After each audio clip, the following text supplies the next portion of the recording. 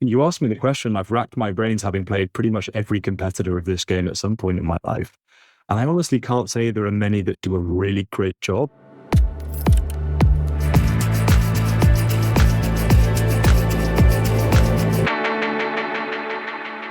All right, today on Game Changers, we're joined by Jon Bellamy, CEO of Jagex, my friend, the legendary gaming company behind RuneScape, one of the most enduring and influential MMORPGs, which is always a fun acronym to read out loud, in gaming history. Before stepping into the CEO role, Jon has served on the Jagex board since 2024 and has extensive experience in the gaming industry, which we'll dive into here shortly. Welcome, Jon. Thanks for joining. Thanks for having me. All right, Jon, we always want to kick this off. Walk us through your life. Where'd you grow up? What got you to be where you are in the seat you are today? Yeah, sure. Where I grew up, this could be a long one. I grew up in a small mining industrial town, ex-mining industrial town in England, in the UK, in the northeast, in a place called Teesside. Not known until somewhat recently for game development, certainly not known for high tech, but like every other kind of kid my age had been exposed to games as kind of a formative thing growing up. And so, like every other kind of, let's call it 5 to 15-year-old boy, I was obsessed with the games back at the time. That was Call of Duty 4 Modern Warfare. That was what else was big at the time? Some of the earlier Grand Theft Auto games, like a lot of console gaming, right? Xbox lobbies that nobody can repeat the contents of, that kind of thing. Is there anyone that in particular jumps out to you where you think about, let's say, I'm going to take a snapshot of you at the age of 14 or 15, and that was the game that meant everything to you that you couldn't put down? It's going to sound scripted. I swear it isn't. It was RuneScape. That was like prime time. I think that was a big time for RuneScape as a game, right? Most people, I think, found the game around when I did via the Miniclip Games Flash Games portal, right? So it was like this, miniclip.com. You'd have a bunch of Flash games all in one place. You'd have Robot Wars was a big one. RuneScape held the top spot for a very long time. And I found the game that way. I think when I was maybe, let's call it 11, 12, something like that. And 3 years in, I was obsessed, right? So there was a bunch of us around that time that really got hooked on the game, many of whom still play. And that was the game that I think defined gaming for me, at least as a 15-year-old. I always find with games that mean a lot to you, there's something specific about the game that kind of like calls to you. So for instance, for me, Age of Empires is a franchise I've played for 20 plus years. And when I think about what calls, to me, it's like that perfect balance of economy versus offensive and having to constantly make the decision of like, am I investing in defense? Am I investing in offense? Am I going to pay for this later? And I love that tension that you always feel where you're like, I'm going to devote these resources here versus there. What was it about RuneScape that maybe, speaks to your soul still, but called to you when you were, that 14, 15-year-old kid, you kind of realized it means a lot to you? Yeah, I love the Age of Empires reference, by the way. I was hooked on a version of Age of Empires. I played pretty much all of them. I played Battle for Middle-earth 1 was like the equivalent for me. That was obviously the Lord of the Rings take on this. And I used to go to a friend's house on a weekend and play LAN. My brother, me, his brother, and him. And we'd sort of play 2-day skirmishes, basically. And I absolutely loved it. We were all idiots, right? It was just archers and cavalry and nothing else. Like no resources, just full offense, idiot kid. And I like to think there's an element of that translated into the kind of the itch that was scratched by playing RuneScape too. It was that, I think it's that problem solving layer, right? Which definitely it was appealing and still is. It was a game that didn't really teach you how to win. It just taught you how to play, and figuring out how to win was your own thing.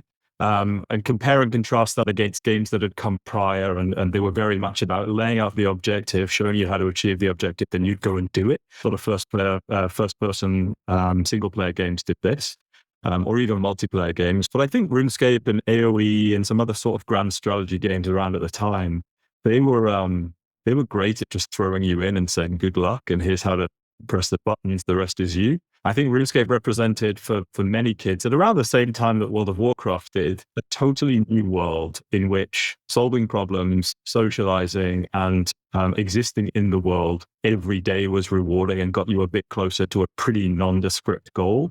I don't really know what it was. There's an alchemy in what the game was back then that still exists in old school RuneScape now that I still find hard to describe. There's a bit of escapism in there. There's a bit of problem solving and learning in there. There's a lot of social in there. And there's a feeling of progression that I think appeals to many of us. Like if I look at many of my friends who I used to play RuneScape with, or who I know played RuneScape as a kid, they're all venture capitalists, or they work in private equity or asset management or investment banking. And there is, I think, something about number go up, dopamine hit, endless progress that appeals to a certain personality type, and it certainly did for me. I feel like what you're kind of describing is something I've thought about a lot, which is kind of this vocational development or like fulfillment, right? Where progression equals fulfillment. Yeah. And I think you're hitting on this thing, this, which is something I think games can teach people, which is very productive, right? Where, if you put X in, output could be Y.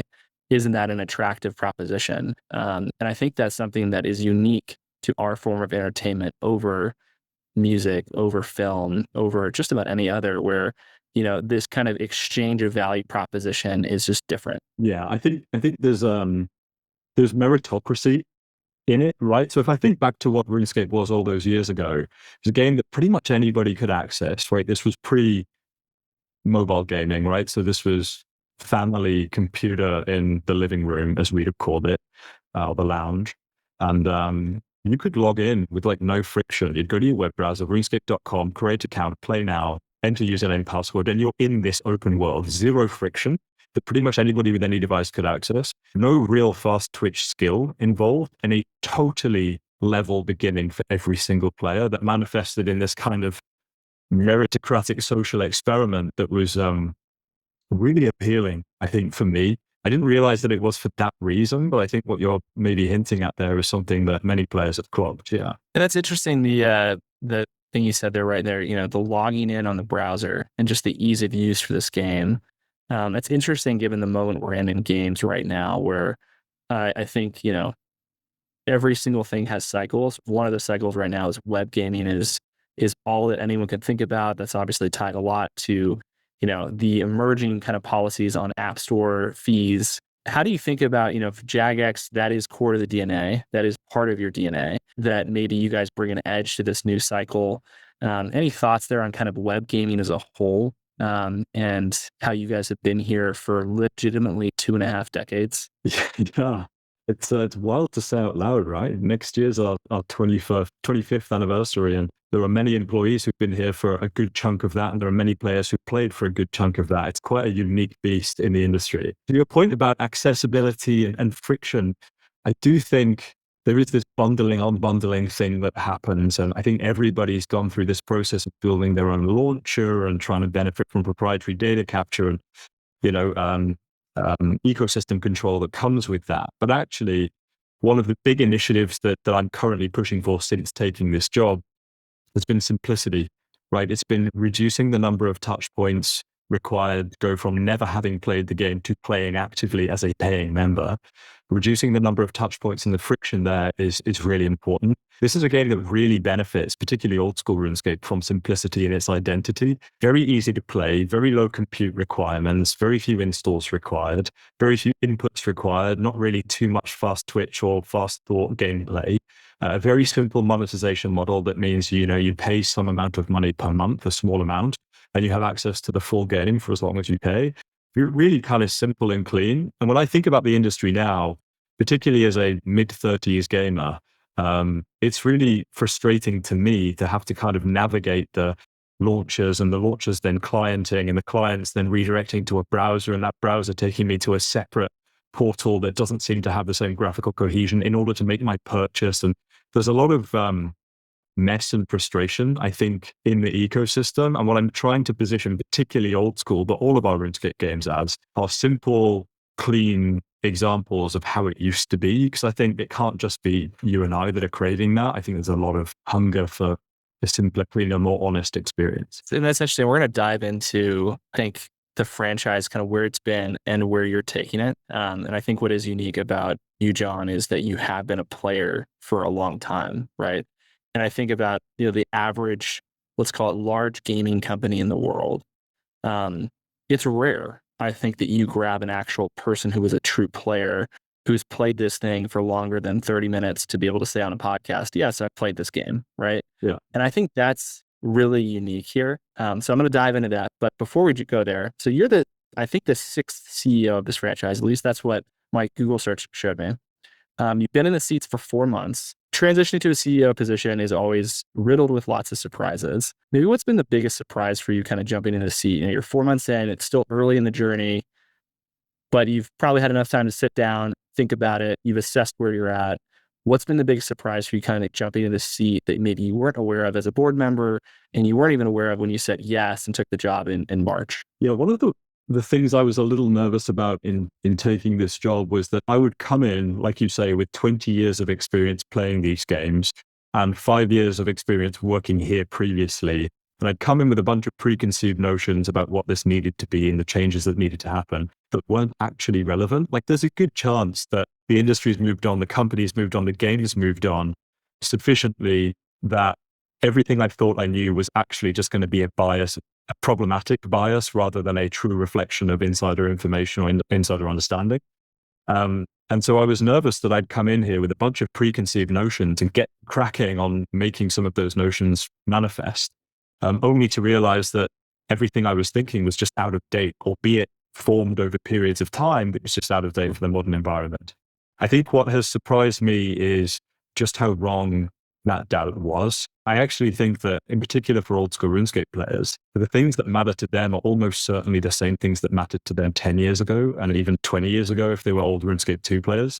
Obviously, the average player age is much greater than it was. It's kind of early 30s, late 20s now. And 20 years ago, it was almost 20 years less than that. And so the way that the communication with the players has evolved is obviously indicative of that aging process. And the kind of conversations we can have with the community now are much more sophisticated and much more high responsibility because everybody talking to everybody is 30 years old, right? So there's a difference in communication style, but the underlying values that have kept people here, I think are the same ones, roughly speaking, that got me playing 20 years ago and have kept people playing for 10 years or more. And so I think the thing that surprised me is just how consistent what matters has been for 20 years. And you said something that I've been thinking about a lot, which is we don't have that many examples in gaming like RuneScape, which I think is becoming an evergreen IP, right? Where you were literally shepherding these players from the age of 10 to, now they're in their early 30s. And if they haven't churned by now, they're probably never going to churn, right? There's a good chance that some of these people play this IP or interact with this IP into, grandparenthood, right? And that concept's really interesting to me of like, how do you think about building 100-year plus games, right? Like it's kind of taking that Disney sort of viewpoint on characters and IP. And, I look at that as something that we haven't gone through really as an industry yet in games extensively. And I think RuneScape is one of the pioneers and honestly one of the first testings to see, do you actually keep these people forever, right? Like, are these things that people, cannot be pried away from? And I don't know if you have any thoughts on that. Yeah, a bunch. There's this meme that you never really quit RuneScape, you just take breaks. And I think there's truth in it. It's certainly true for me. It's true for my friendship group. And it's true for many of our players. We see that in the data, that people will kind of drop in and drop out. And they'll sometimes take multiple days, weeks, months breaks, sometimes even years of breaks, but almost always come back in some form. But the other thing that I would point out, just before we go too much deeper into the kind of 100-year view, is there can be a tendency to think that the players that we have now are the players we had 20 years ago. And to some extent, that's true. But old school RuneScape had its highest ever number of members and players in its history in December of last year. This is an asset that's just grown and grown and grown. And more than 50%, I believe, of all of the players of old school RuneScape today had never played a RuneScape product until they picked this up in the last few years. And so even though there is a thread of longevity of players that have played since way back when, there's also a majority of players who never had. And when you think about the kind of game that old school RuneScape is, I found that surprising that so many new people to the franchise has not only explored it, but then stuck with it. But then the question is, why is that, right? And I think what old school RuneScape represents is something quite pure, and RuneScape 3 as well, something quite pure that doesn't really exist anywhere else. And so maybe you played RuneScape in one of its versions years ago and you came back because you wanted to scratch that itch again. I get it. But also maybe you're just somebody who's a bit sick of the way gaming now works, particularly on PC and console. And there is something nostalgic about the way the game runs and operates and plays that kind of scratches a nostalgia itch in a different way, but sustainably. So to your point about these people never churning, I actually don't think that's true. I think the reason why players have stuck with these games for so long and why new players come in and stick with these games is because they are precious and they're preserved, I think, in a time capsule, a lot of what has been lost over the last 10, 15 years as the industry's developed to different monetization methods, etc. But they've preserved what's been lost in terms of values whilst growing in quite a contemporary and modern direction. And so I think if we, for example, included new monetization methods in old school RuneScape, players would rightly quit en masse, including myself. And so I think the only reason it is so sticky is because it's been so well and faithfully preserved. And that doesn't happen unless the people making the game are the same people that go home after work and play the game. I think that's why it's this uniquely special oasis. So many places to dive off. Right when you were talking, one of the things that you said that I think my head jumps to is I think that it's been defensible because of the business model, right? Where, typically in games today, especially in free to play, you are, being prompted or approached for an upsell opportunity about every 2 seconds. And that is the way that you get got for, whether it's an in-game item, a battle pass, whatever it is, pick your item, pick your thing.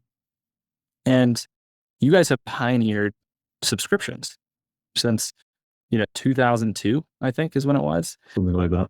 And that is wild because subscriptions in games hasn't really been a thing like that for a very long time. How much do you credit let's call it the authenticity of the community, the thing that people feel where they kind of come in, they're like, oh, this is actually a place where I can play a game that I'm excited about. And it's not, I don't feel like I'm kind of in the amusement park being, dinged every 2 seconds for $1 out of my pocket. How much do you credit the business model? How much do you credit the players for that? Obviously probably a mix of the two, but I think the business model jumps out to me as something that's truly novel. Yeah, I think so too. I actually think the purity of business model for old school RuneScape is one of its prize factors, right? It's one of the things that genuinely has enabled it to grow the way that it has, like a weed for years. RuneScape 3, it followed a different path, right? It sort of had a graphical revolution many years ago. That lost, I think, some of what made old school RuneScape so charming. And old school RuneScape, remember, was a branch off the main RuneScape timeline that has since grown into, a couple of stable mates that both stand on their own legs.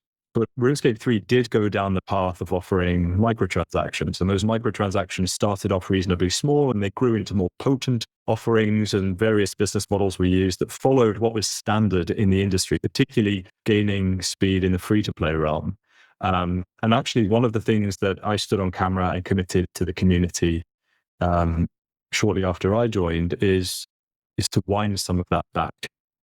So actually, I think old school RuneScape's doing great. And to your question, I credit that personally with a bunch of its success in terms of the business model. And for RuneScape 3, I think the path back to the light is to restore some of that purity and wind down the aggression of monetization. Now, of course, that comes with real financial ramifications. But when we're thinking, to your point, about 100-year product, this short-term pain should absolutely pale in comparison to the opportunity to grow a community for the next 75 years. And that's really interesting. Thinking through you've got this portfolio, and maybe let's talk through the franchise today of kind of the different assets. Old school RuneScape. You obviously have a new product that's launching with RuneScape Dragon Wilds. Can you just walk us through kind of your portfolio basket, what you've got today? Maybe just what you can share, kind of high level numbers around, this is the percentage of the player base that sits here versus there. And let's start there just to make sure the audience understands kind of that isn't just one game. You've got quite a few assets that you guys are getting to manage, and we'll dive in from there. So let me start with the composition of the mix, right? So there's 2 core products right now within the RuneScape franchise, and there is a fledgling early access product. So within the core franchise, we have old school RuneScape, which is what it sounds like. It was a branch of a 2007 version of the game released in the mid 2010s. And that was released in response to the direction of travel taken by RuneScape 3. There was a petition that was operated by Jagex where we said, look, we recognize that the direction of travel of RuneScape 3 may not be to everybody's tastes.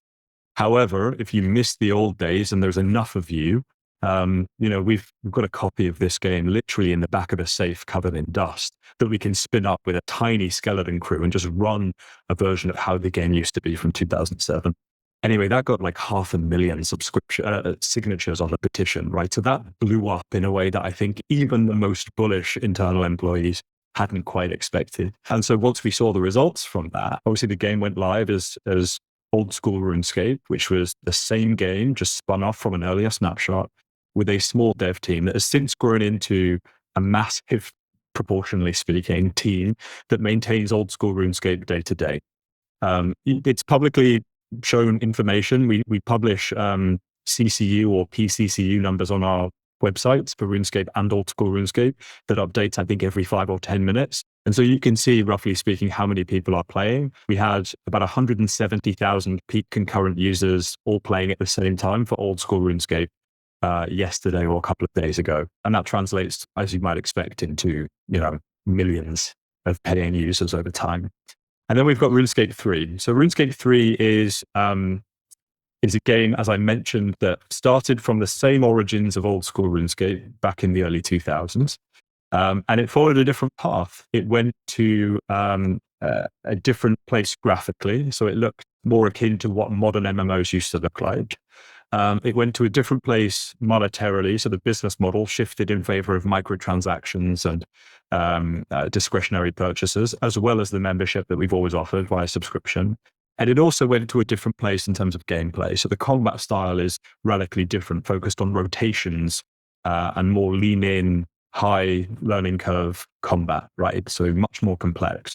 And the idea was, I think, for the management team that was running the product around that time, that they would make it closer in nature to some of the more prevalent MMORPGs, games like World of Warcraft, and take from their example. Unfortunately, that didn't appeal to the masses who'd been playing old school RuneScape, or prior to that, they'd been playing RuneScape 2, as it was called, before those major changes. Didn't really appeal to the masses. And so we now have a smaller concurrent user base of very dedicated long-term players. I think the average lifetime of a player of RuneScape 3 is somewhere in the region of 9 years now. I might not be right on that, but it's something crazy. And so the peak concurrent user number compared to about 170,000 for old school is about 25,000 for RuneScape 3. So still hundreds of thousands of members playing in any given month, but to a smaller scale. But obviously the business model is also different. And then the final product, which emerged from stealth, I guess, just a couple of months ago, is RuneScape Dragonwild. So RuneScape Dragonwild is a brand new product that blends survival gameplay a la Valheim with the RuneScape universe of Gielinor. And that came out to fantastic reception. So in the first 6 days of launch, we surpassed our annual target, our full year target, by about 2x.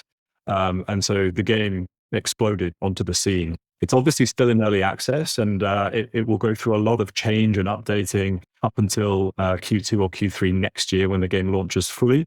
But I intend for Dragonwilds to become the third standalone stablemate RuneScape product to sit within the roster by the end of next year.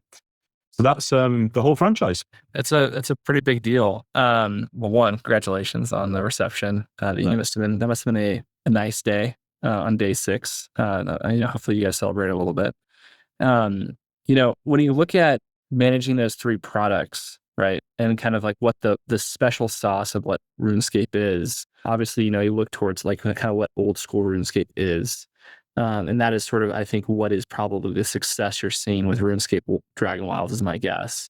And you're trying to kind of pull back maybe some of the things that were off brand, maybe with with the last one. I think about those three, and I'm wondering, how do you think about like kind of the CRM of the three, right? Managing players. Are you seeing that players are playing all three? Are you seeing they're playing two? Are you seeing that people are like kind of, there's like factions of like, forget those guys, like, screw those guys. They're not real RuneScape players because they're not playing old school RuneScape. I would imagine these, being a gamer myself, the emotions you feel when you see, certain factions deviate from where you think the IP should go. Is that sort of the behavior? Is that sort of the temperament you're seeing with your player base? Yeah, a bit. I mean, there's not a big overlap between old school RuneScape and RuneScape 3 player bases, right? It's single digit percentages, small single digit percentages. And so they kind of exist in their own worlds. There is drift between the two games where like a major release will come out for one of the products and people will shift over. A few thousand people, for example, will go and have a look. And then the same in the other direction. We have something called League or Leagues coming up later this year for RuneScape 3. And Leagues are short-term, temporary game modes where you start in a fresh world, thousands of players all at the same time in a fresh world on a fresh server. XP rates are significantly increased. There's a bunch of gameplay augmenters that exist that change the way the day-to-day plays with much higher risk and higher reward moments. This is the first time a league has been run in RuneScape 3. We've been doing them in old school to great success for a few years now. And the idea is, well, we've seen that when leagues run in old school RuneScape, a lot of RS3 players come over and they'll play that temporary game mode and go really hard and then drift back to their home game. And now that we're running one of those in RuneScape 3, the thinking is we'll probably have more cross-pollination in the other direction. And so over time, we're thinking very open-mindedly about how we foster some more cross-pollination. Because what we don't want to do is have stablemates that become rivals, right? These are games that do, to your point about gaming mindset, that do end up finding communities at cross paths occasionally, right? And that's not what we want to foster, because ultimately these games all sit in the same stable and the same family. In terms of the kind of CRM approach, we have dedicated community management teams for each game. And these people tend to be long-term RuneScape or old school RuneScape players. So they know the games inside and out, and they interface with players that also know the games inside and out. And that, I think, is the secret sauce of Jagex. The way that it handles community management and player centricity genuinely is pretty much unparalleled, particularly within the MMO space. I think that's what's allowed us to do what we've done for so many years straight and grow while doing so. And then for Dragon Wilds, it's finding its feet, right? It's done really well out of the gates. It has its own dedicated community management team, a la RuneScape standard practice. However, now there's a mix. There's a lot of RuneScape players who are playing this game because of the name. And there are a lot of players from the survival genre that are coming to play this game that have no idea what to expect from a RuneScape survival game. And so now we're trying to please a bunch of old school RuneScape and RuneScape 3 players who know what to expect from the company and how to interface with community management. But we've also got a bunch of survival folks who are not used to weekly interactions and deciding where the game goes very actively. And so there's a bit of a learning curve, but generally that's our playbook. And how do you think about, so obviously, there are examples of those who've done this very poorly. So community management, there's also examples of those who've done it really well. You as the CEO, are there any examples that you kind of look to as a North Star of these are other IPs that I think have managed this well, that you think have some sort of resemblance to the long-standing stewardship of an IP that people love and are obsessed with, that you kind of derive inspiration from, or you say, I think that if I could handle it like them, we would be on the right path as a company? With no arrogance whatsoever, I'm really proud of the way that our teams do it. I think, to your point, there are so few examples of it being done really well over time that occasionally you'll stumble across a small game that's a bit of an indie gem that, has maybe a small team of creators, and they really genuinely care about the player experience and how the game evolves in pursuit of the player experience. And to find examples of that at scale is really hard. Like you asked me the question, I've racked my brains having played pretty much every competitor of this game at some point in my life. And I honestly can't say there are many that do a really great job. I'd say the way that the devs and designers manage EVE Online is similar, I would say, in level of obsession and kind of technical depth. I don't know too much about how they interface with the community, but I think looking around, some of our secret sauce really is the frequency and depth of interaction between our players and our devs. And it's not just 5 community managers who do this. There are tens to hundreds of internal staff that actively interface, that might be designers, developers, community managers, and everything else. And I think that's quite unique. What I do see, so one of our values as a business, it's a little corny, but it's true, is be the player's hero. And so I inherited that value, but actually I think I would augment it slightly to you are your player's hero. So every year we throw a fan fest, or every couple of years in recent history, called the RuneFest, where we get a bunch of creators, players, gamers who all fly in, a bit like BlizzCon or something like this. And the second you put on the Jagex moderator or JMod t-shirt, it doesn't matter whether you work in finance or you're the CEO, the JMod status is what really matters. And so we have hundreds of our staff who attend these things on a voluntary basis, and they'll go from FP&A planning to stacking chairs in a conference hall, right, as a volunteer. But the second the public comes in and our players start arriving, they'll see that light blue RuneFest t-shirt, and being the FP&A manager doesn't matter at all. Suddenly you're a bit of a celebrity. And that's a really eye-opening thing to see. And I think it's testament to long-term, multi-year community care. How do you think about this? This is something that I've been thinking about and writing about a fair decent amount, is kind of like this crossover of the need to reinforce the digital reality with physical reality. And so you just highlighted a conference that people go to, for RuneScape, that people want to go spend their time at. And, if you look at just about every single metric, the inelastic desire for people to spend on real experiences is skyrocketing, whether that's, entertainment parks, whether that is concerts. Are we going to start seeing are we going to see a RuneScape theme park pop up in the UK? Are we going to see a RuneScape theme park pop up in Dallas? Are we going to see more like physical representations of places where RuneScape fans can go experience the IP in the real world, not just their digital world? Yeah, I mean, I don't know about a theme park in the immediate term. I think that'd be interesting. I want a ride named after me if you do this, because I feel like this is the genesis of some brilliance, John. So I don't want the side kiddie ride too. I want one of the mainstay roller coasters. Right. We'll call it the Chapman, and it can be a very one of the Chapmans kind of thing. I like it. I'll accept it. I'll share this glory with Josh. I like this. This is good. Yeah, sorry, Jackson. We'll find something for you too. Equally, I don't know, man. Like, I think a theme park could be amazing, but it's probably a touch on the extreme side for us. That said, one of the big things that I'm pushing on at the moment is this essence of fandom, right? So we've got, as I mentioned, let's call it 170 to 200,000 people who are playing at any given moment. And there is a multiple of that number that are watching content on YouTube or Twitch at any given moment. And this plays back to, you never really quit RuneScape. You just take breaks. Generally, when you're on a break, a lot of players, hundreds of thousands of them, will continue to watch the content creation. They'll continue to follow updates within game. They just won't actually log in. It's this very unique, odd phenomenon that I don't think we've necessarily done the best job of capitalizing on in the past. We haven't really been servicing those people who are still within the ecosystem, but not actively playing for a few hours a day. And so the question is, to your point about physical, is there a merchandise offering that the players would be more excited about, that I would be more excited about as a player?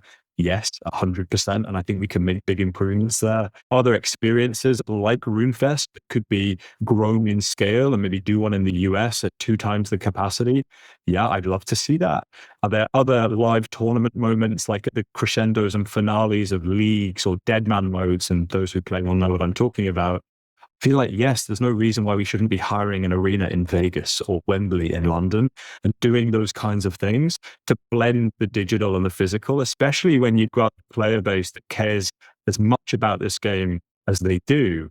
It just feels like there's real scope to delight people outside the game. Yeah, I don't know if that came to mind is, obviously we went through the esports phenomenon in like the late 20 teens. I think about a lot of those IPs having all flash and no substance. I kind of look at RuneScape as a ton of substance, maybe hasn't explored the flash that it could have, and that's interesting. I'd much rather be in your position with substance versus all flash. And I think you have to be very careful with that, right? To not ever lose that authenticity in an entertainment industry, right? It's such a tough seesaw to balance of how do you lean into maximizing the value of the IP and the brand to then also judging against, what is just not RuneScape to do? Like, what does it mean to not be,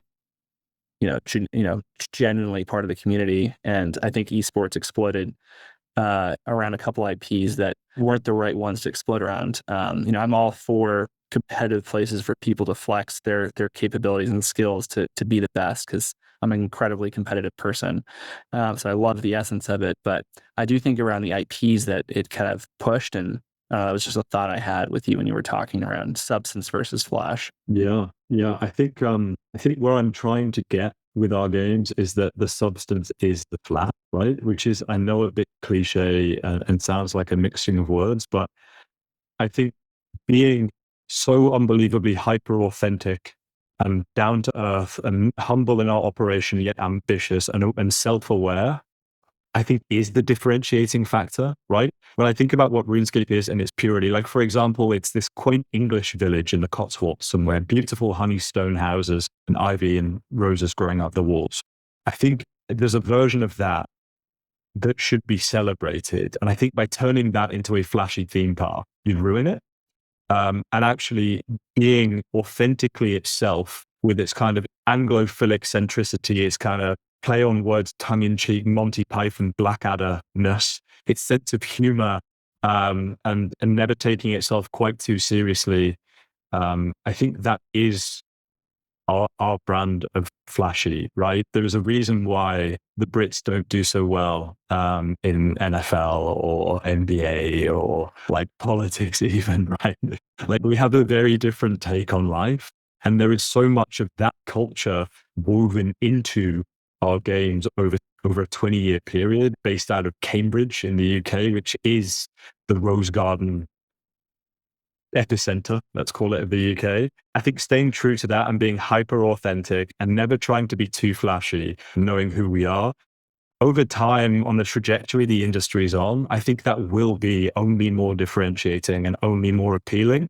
Like, when I look around, I see more people frustrated by the nature of the monetization model and the flashiness and the bloatware. And I see people really looking for serenity and peace and escapism and authenticity.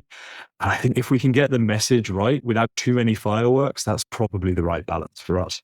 When you're talking, I'm laughing because you're talking about the DNA of Jagex. I think that you guys would resonate really well operating in the Midwest of the United States, right?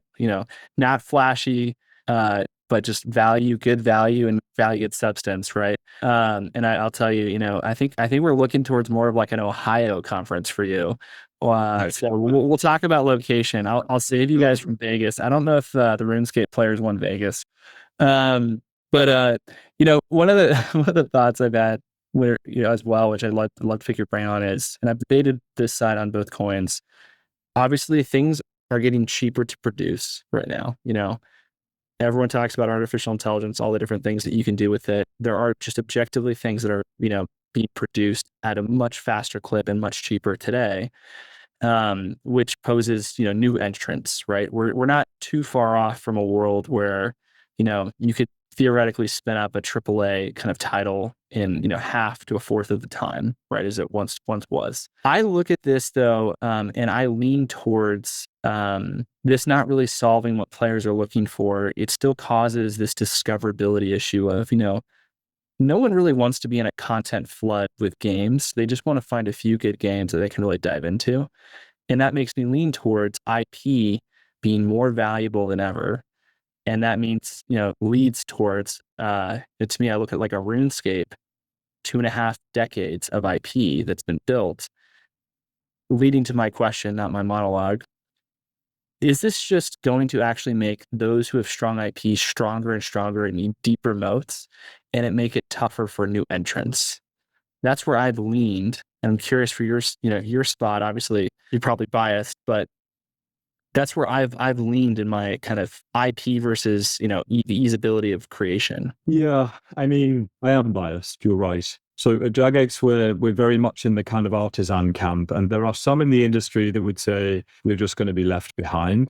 And I hope so. That's exactly what I would like to happen. I think in a world where there's a lot of more generic creation that's happening and friction to produce falls even further than an already near frictionless experience, particularly on mobile, I think differentiator is not going to be more content or speed of production. I think differentiators are going to be the things that don't feel like everything else. By definition, they are differentiated. And I think for Jagex, that is what unintentionally for a few years the company did, and now very intentionally the company does.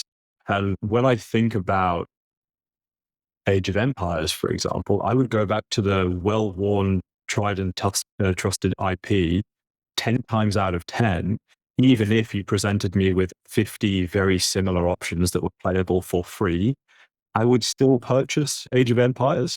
And some of that is economic irrationality, I'm sure. And there'll be some smart word to describe it. But actually, I think there's a lot of that happening in the world, right? Like, I think to automobiles, I think to the way that films are produced and the formats that they follow.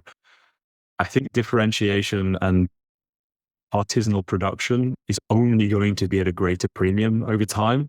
And so whilst I'm sure there are places in our production stack where, rigging a character might be made easier and faster, I think the handmade, hand-built, handwritten in particular nature of our games will continue to be precious, maybe even more so. Yeah, I think kind of this lean towards authentic is just generally people want what's real. And I think I've seen that through the expression of how much people value real world experiences. And I think that extends to, kind of real digital experiences, like real world digital experiences. You can feel something that there's genius and thought behind it versus just kind of regurgitation of some other expression of creativity. So that's really interesting to me. Like, look what happened in like the AAA, AA space over the last year. Look at the games that have succeeded beyond all expectations. That's one thing they all have in common, right? Like it's so important. I think people are underestimating that constantly, just how important that is. All right, I know we're coming up on time, and so I want to leave you with a chance to say to your players, you're 4 months in the seat. What do we have coming next to look forward to? What are you hoping that, Jagex, can do for the RuneScape IP across the 3 different games? Where do you want to take this for them? Do your best politician speech you can for, I know, shut off your British, nature, turn on your American nature. Let's get your stump speech going here. Reassuringly to the RuneScape players, I don't have much of an American nature, though I wish I did. And I would say, look, we've already announced our roadmaps for 2025. I think there's a ton in there for both games that are really interesting, and for Dragon Wilds. What hasn't been announced is 2026. And this is the 25th anniversary year of RuneScape. I have never, as a player of 20 years, seen more of an exciting roadmap taking shape for both games. We have the release of Dragon Wilds in fall next year. And I think there might be a couple of mic drop moments in the next few months that blow the lid off expectations. Genuinely, I think next year might be the biggest and best year the RuneScape franchise has ever had. Big talk from a small British guy, but I think it's genuine. I love that. I think you did really great with your American impersonation. That was great. That was, just the constant selling. I love it. No, but Jon, thank you for doing this. Honestly, I love our conversations. I love how deeply you care about this IP. That comes through in spades.